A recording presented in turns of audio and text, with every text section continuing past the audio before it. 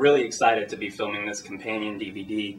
We knew when we filmed the first documentary, Be There For Me, Collective Memory of Lesbian, Gay, Bisexual, and Transgendered Youth, that we really had missed a part of the community, and that being the transgender, questioning, and queer community. And so we decided to target that. And we know that it's hard to get participants in those kinds of communities. So we're really happy that SJ came on. The trans youth and the questioning youth often are invisible in schools, or if they're not invisible, they're very, I don't know what you'd say, the opposite of invisible, obviously different in some way. So it's real important for this project to happen with the involvement of trans, queer, questioning youth. Unfortunately, we've had suicides of people who identify as queer youth or people who don't. We've had, major silences around transgender youth in schools. And one thing that was really important in the first documentary that we did is that we had so many perspectives of faith, what it meant for lesbian, gay, bisexual, queer youth to have faith, what it was like for them to be in schools, some of the positive experiences they actually had in Georgia schools, and of course some of the negative experiences. I think what we've learned from the youth in this project is they really want to just be who they are. And my heart breaks when I think that we have school environments where they might not feel that, because that we just know that when youth don't feel connected or supported, they're not going to achieve academically, they're not going to fulfill their potential. So yeah, I do think it comes down to what's in our heart and also what we deliver in terms of our own messages around gender.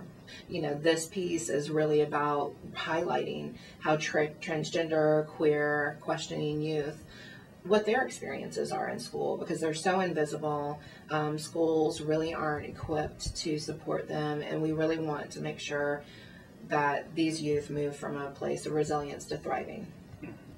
My name is Austin, I'm 23, and I am a Black African-American male. I didn't know what it was called. I just knew that I was being treated like my mom, and I knew I was like my dad, simply put. Like, I can't, because there were feelings. It was how I felt. And how I feel like people perceive me and how they treated me wasn't right, as far as males and females. Yeah. And those were the two, people in the world, males and females.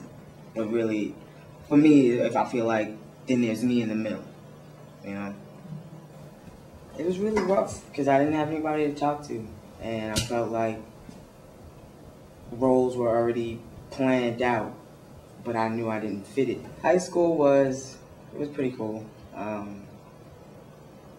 It was an adjustment period for myself and getting used to the idea that I was different. I went through a lot of hard time prior to that and really didn't tell anybody just because I didn't want to make a fuss or anything like that. I don't know. High school, it was mixed.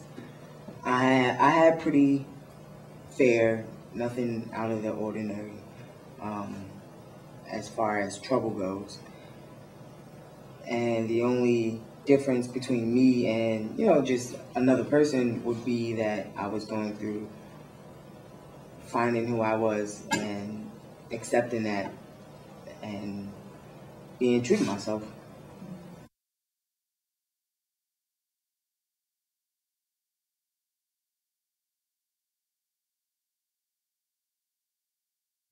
I'm Natalija, I'm 21, and I identify as a transgender woman.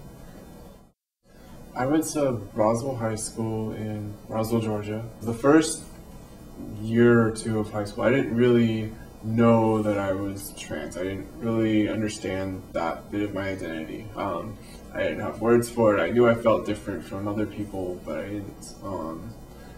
didn't know anybody else like myself. I didn't know there were other people like myself. I'd never heard the word transgender or anything until I was almost 16 when I found it on the internet and was like, I was reading this woman's story, and I was like, oh wow, that's me, wow. And so that was a pretty big event for me. After that, I eventually came out to my parents and a couple of my friends. I didn't really like my body either. Like, this is I was 15, so I was, well, almost 16. I was going, you know, just gone through puberty and still not even done growing or whatever.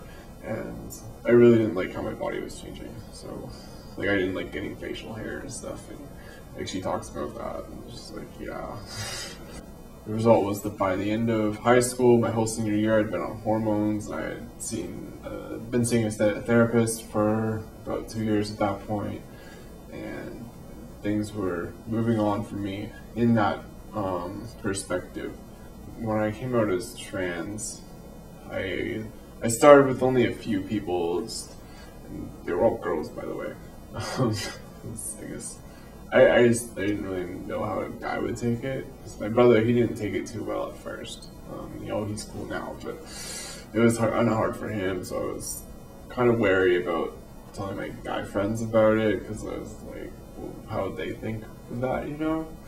Anyway, so I came out to them towards the end of high school, and at this point, because I'd been on hormones for the whole senior year, like, at first they didn't really do much. It takes a while for them to sort of kick in, but like 6-7 months later, you can start to see changes. And so people were kind of like looking at me differently when I was, you know, walking around school or in class. So like I learned, like, okay, so if I want to do stuff if I want to do medical things to address my gender dysphoria, like take hormones, like I really wanted to take them once I learned I could.